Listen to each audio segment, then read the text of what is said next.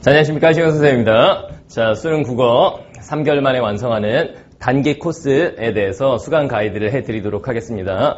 자, 여러분들이 6월 평가원 모의고사를 이제 보고 나서 이런 얘기를 많이 합니다. 선생님, 늦었습니다. 저는 이제 끝난 것 같아요. 내년을 기약하겠습니다. 이런 생각을 벌써부터 하는 학생들이 많이 있는데 절대로 그렇지 않습니다. 여러분들 아직 시간 많아요. 6월 평가원 모의고사에서 국어가 좀 어렵게 출제가 됐지.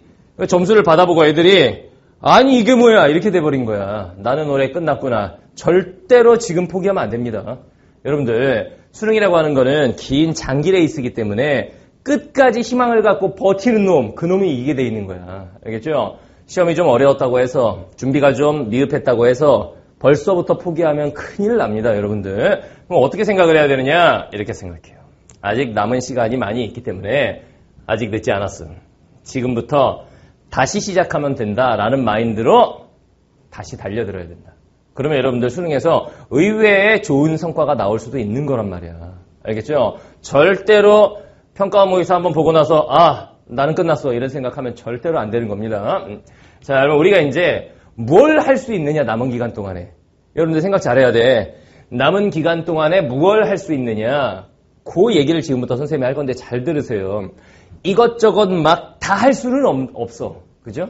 여러분들이 이제 2학년에서 3학년을 이제 올라가는 시점이면 모르겠는데 그게 아니야. 이미 수험 생활의 반 이상이 지난 시점이기 때문에 지금 여러분들이 영상을 보는 현재 시점이 이미 수험 생활의 절반 이상이 지나갔단 말이에요.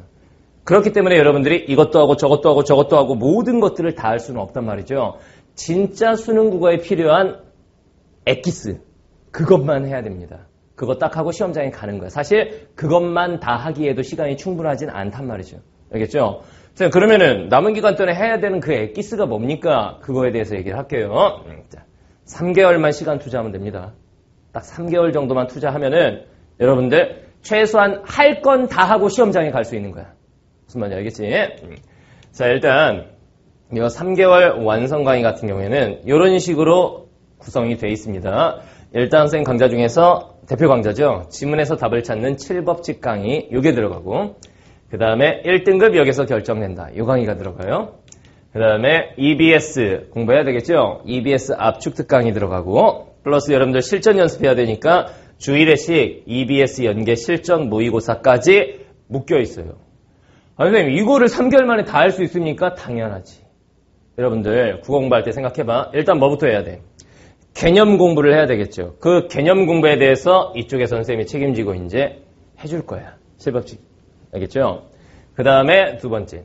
선생님 저는 특정 약한 영역이 있습니다. 문법이라든가 뭐 이런 부분. 그거 보완하는 강의가 바로 1등급 여기서 결정된다.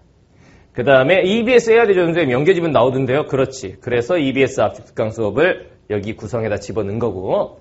그 다음에 모의고사 지금부터 풀어야 된다고 그랬죠? 그래서 1등, 주 1회 EBS 연계 실전 모의고사를 다 합친 거예요. 알겠죠? 각각에 대해서 간단하게 강의 컨셉 이제 선생님이 설명을 해줄게요. 일단 첫 번째, 지문에서 답을 찾는 7법칙. 선생님이 자부심 있는 강의예요. 어마어마한 강의입니다.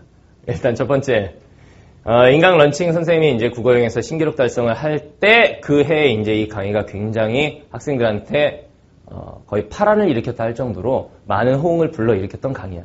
이 강의 정체가 뭐냐? 이런 얘기도 있네.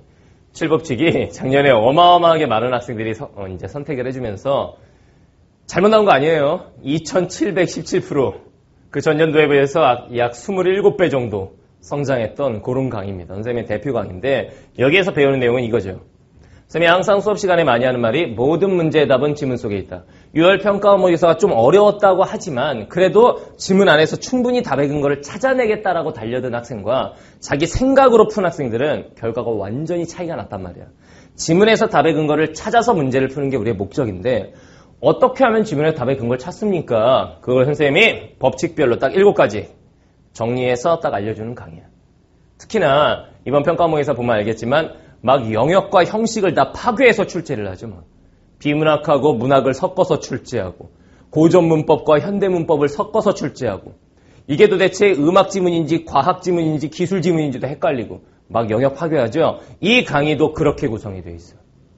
알겠죠? 그래서 지문에서 답을 찾는 7가지 법칙을 딱 정리해서 보여주는 그런 강의인 거고, 영역과 형식이 파괴된 강의입니다. 자, 다음 네 번째, 문제 유형별 풀이 방법을 다 여기서 알려줄 거예요. 일치 문제 이렇게 하면은 쉽고 빠르게 풀 수 있다. 문법 문제 이렇게 하면은 개념을 몰라도 풀 수 있다. 이런 것까지 다, 스킬적인 측면까지 다 전수하는 강의가 7법칙 강의. 자, 다음에 이제, 선생님, 저는 아직 개념 학습도 잘 안 돼 있는데, 이런 학생들이 있을 수 있어.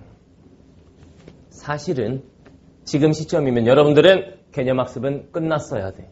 그리고 어떤 선생님한테 배웠던 거 간에 시는 이렇게 봐야 한다, 소설은 이렇게 봐야 한다, 비문학 지문은 이렇게 읽는 것이다 라는 영역별 어떤 지문 독해법이라고 할까? 이런 것도 딱 정립이 돼 있어야 돼. 그런데 선생님도 알아요. 아직 그것도 안 돼 있는 학생들이 많다라는 거예요. 그래서 이 7법칙 강의 자체는 지문에서 답을 찾는 방법을 가르쳐주고 문제 유형별 풀이법을 중심으로 설명하는 강의이기 때문에 개념 학습을 짜잘하게 처음부터 막 다 해주는 그런 강의는 아니에요. 그래서 선생님이 따로 촬영을 해놨어. 수능에 꼭 출제되는 필수 개념 베스트 5. 요 강의와 지문 분석 정리 특강. 지문 읽는 방법이지 그러니까. 이 강의를 따로따로 촬영을 해서 이 7법칙 강의 안에 넣어줄 거예요.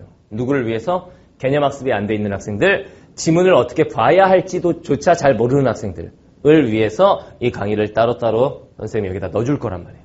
알겠죠? 그러니까 이 강의 7법칙 안에서 결국은 개념, 문제 유형별 풀이법, 지문 읽는 방법, 지문 안에서 답을 찾아내는 방법, 이 기본기를 다 배우게 되는 거예요, 여러분들. 알겠죠? 자, 그 다음에 두 번째. 7법칙을 다 수강을 하고 나면 어떻게 되냐면은 전 영역 일단은 이제 문제 푸는 방법이라든가 개념이라든가 이런 건 다 잡힐 거야. 그 다음에 이제 어떻게 해야 돼?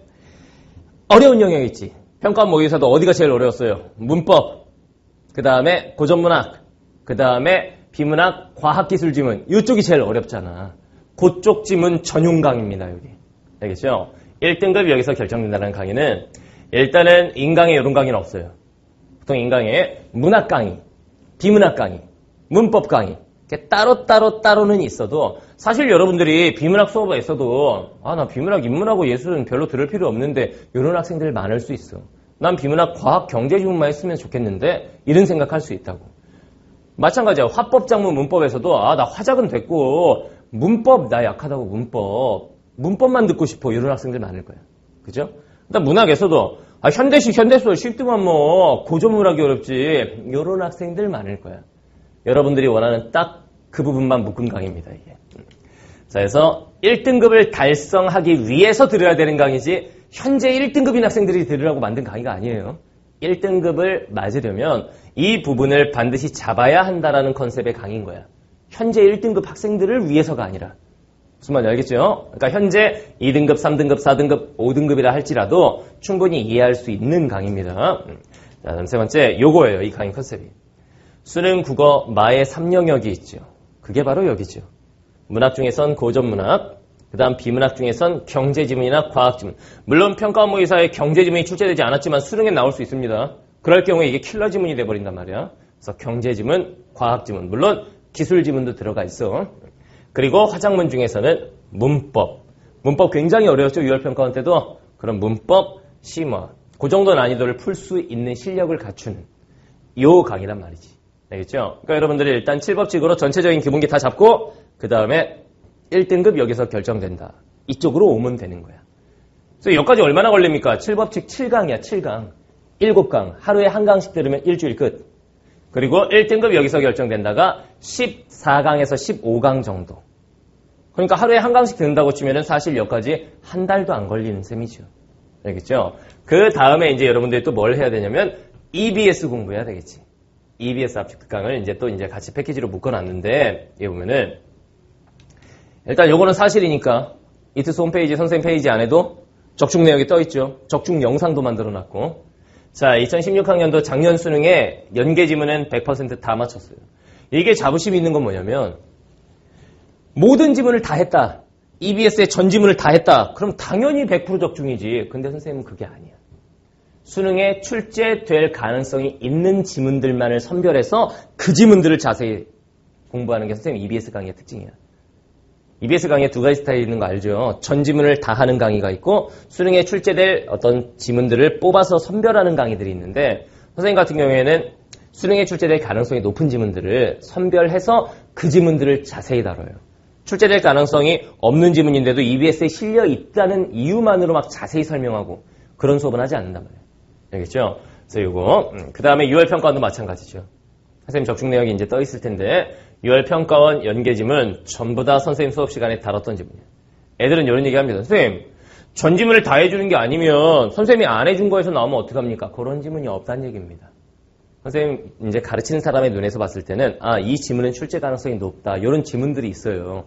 그 지문들을 집중적으로 수업을 하기 때문에. 알겠죠? 자, 다음 세 번째.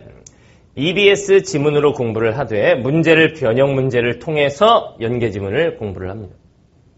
이번 6월 평가원 때도 정말 이것도 선생님이 좀 자꾸 자랑을 하게 되는데 6월 평가원 모의고사에서 예를 들면 소설 지문 같은 경우 EBS에는 최척전이 실려 있었는데 6월 평가원에 나왔죠. 최척전이. 그런데 EBS에 실려 있는 그 부분이 아닌 다른 부분이 출제가 됐단 말이지. 그런데 그 다른 부분이 선생님 책에 실려 있는 바로 그 부분이었어. 이렇게 공부를 합니다, 우리는. 알겠죠? EBS 지문을 가지고 공부를 하되 문제는 변형 문제들로. 수능 퀄리티에 가까운 변형 문제들. 보기박스 문제도 있고 막 적용하기 문제도 있고 다 그렇게 구성이 돼 있다는 얘기입니다. 알겠죠? 이 EBS 강의를 이제 우리가 듣게 되는 거고. 자, 그 다음에 이제 EBS 강의 끝나고 나면이 아니라 동시에 주 1회씩 실전 모의고사를 하게 되는데 이 실전 모의고사 같은 경우에는 선생님 7법칙 끝나고 할까요? 1등급 끝나고 할까요? 아니야. 이거는 사실은 7법칙 끝나고부터 시작해도 되지만 아예 지금부터 하는 게 좋습니다. 지금부터.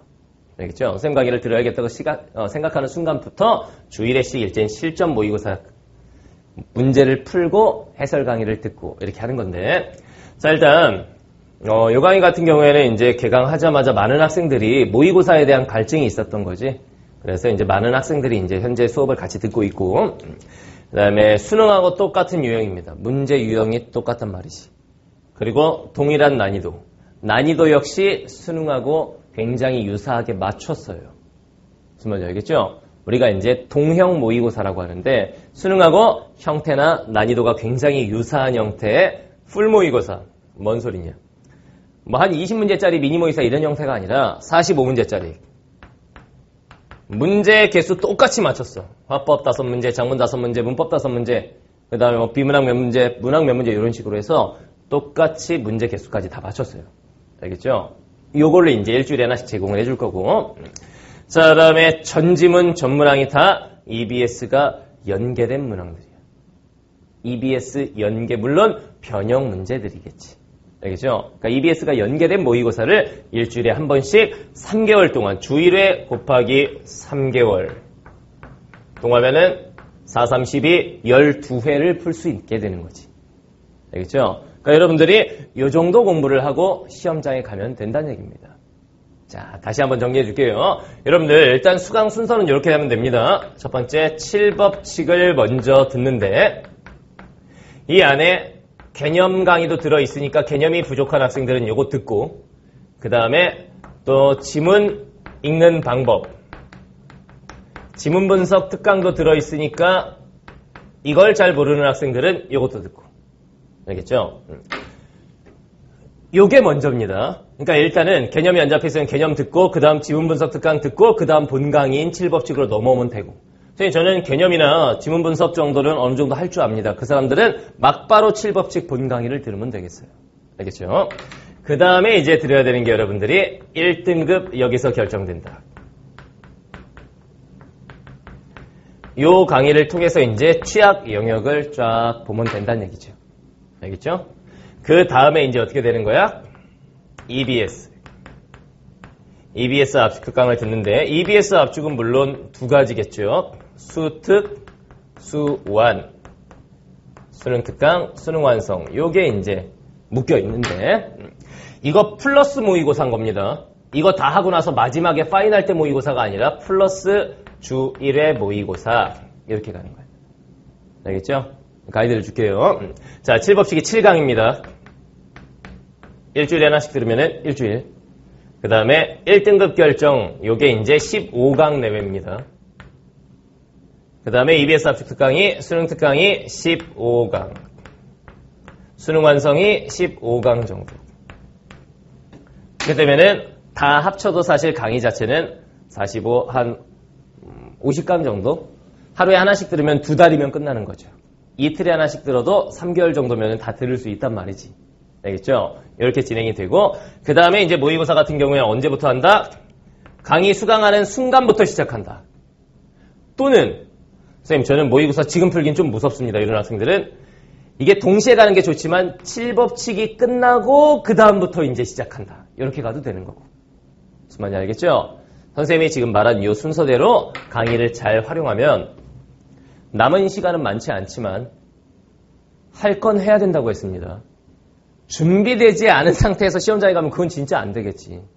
완벽한 준비를 하고 가면 좋겠지만 남은 시간상 완벽한 준비는 안 될 것 같다.